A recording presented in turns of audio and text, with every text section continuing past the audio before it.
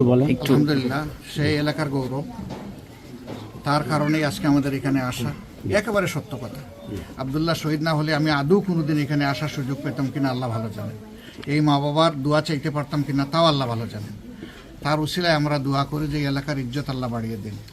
আর এই সে শুধু আব্দুল্লাহ না, প্রায় 2000 আমাদের সন্তান, বুকের সন্তান যারা জীবন দিয়েছেন, তারা যে স্বপ্ন নিয়ে জীবন দিয়েছে, এখন এই জাতির ঘাড়ে, বিশেষ করে রাজনৈতিক দলগুলার ঘাড়ে এই স্বপ্ন বাস্তবায়নের দায়িত্ব। আপনারা দোয়া করবেন আল্লাহ যেন এই দায়িত্ব ভার আমাদেরকে বহন করার তৌফিক দান করেন। আসসালামু আলাইকুম ওয়া রাহমাতুল্লাহি। বহুত যুদ্ধের বিধ্বস্ত অবস্থা করে মহিলা মদিনা থেকে বের হলেন, আউলা জাউলা শেষ হয়ে যাচ্ছে আমার জানার ব্যাপার। আল্লাহ রাসূল কি অবস্থায় আসলাম আরেকটু আগানোর পরে জিজ্ঞেস করেছি কিছু তো কোথায় যাও মা? বলেছেন আমি যাই শহীদ। শুধু আলহামদুলিল্লাহ বলে দৌড়াতে যখন গিয়ে তিনি হাজির হয়েছেন রাসূল করিম সাল্লাল্লাহু আলাইহি ওয়াসাল্লাম, তখন কিছুটা রক্ত স্রোত তার আল্লাহ কবির দরবারে ইমানটা থাকলে বলবেন মাফ, তোমাকেও মাফ করে দিলাম। এরপরে বাবার কথা বলবেন, ভাইয়ের কথা বলবেন, বোনের কথা বলবেন, বন্ধু সঙ্গীদের কথা বলবেন, বলতেই থাকে। একটা পর্যায়ে গেছে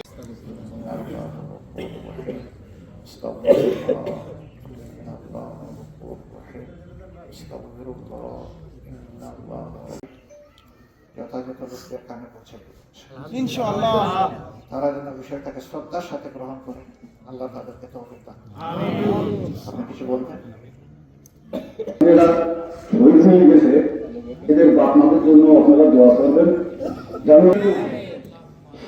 কারণ এ ধৈর্য ধরা খুব কঠিন ব্যাপার। সেটা হলো সবার জন্য দোয়া করি এবং আপনারাও সবার জন্য এই নামাজ পড়ে এটার জন্য দোয়া করবেন। এতটুকু আমার আশা। আমি সংক্ষিপ্ত বক্তব্য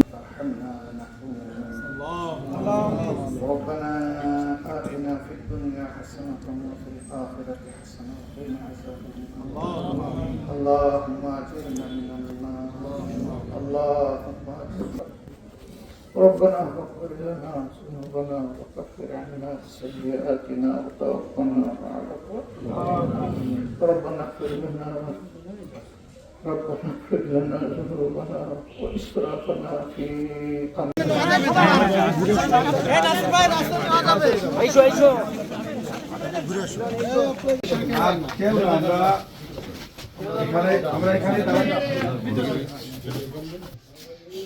ফেরেশতারা জবাব দেন যে আল্লাহ, তারা বলেছে যে জীবন তো তোমারই, তুমি মালিক, জন্য আল্লাহ তোমার শুকরিয়া তারা আদায় করেছে, বলেছে আলহামদুলিল্লাহ। এত কষ্ট এইবার দিতে এইবার কিছু যাবে তাহলে ওদিকে আমাদের হবে না, আবার